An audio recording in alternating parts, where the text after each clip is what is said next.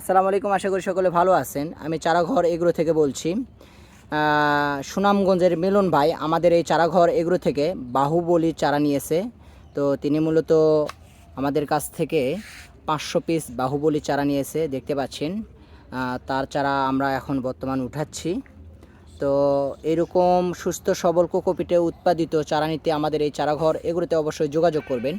আমাদের এখানে মরিচ, টমেটো, ফুলকপি, বাঁধাকপি সব ধরনের চারাই কিন্তু পর্যাপ্ত পরিমাণে স্টক আছে। আপনারা চাইলে সারা বাংলাদেশ থেকে কিন্তু আমাদের এই চারাঘর এগুলো থেকে চারাগুলো সংগ্রহ করতে পারবেন। দেখতে পাচ্ছেন আমাদের স্টক কিন্তু হিউজ পরিমাণে স্টক।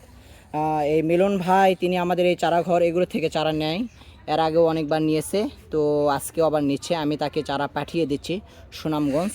তো দেখতে পাচ্ছেন এটা কিন্তু বাসের মাধ্যমে এই চারাগুলো যাবে। আমরা কত সুন্দরভাবে প্যাকেটিং করেছি, এখানে 100 পিস করে আমরা এখানে প্যাকেটিং করতেছি, দেখতে পাচ্ছেন।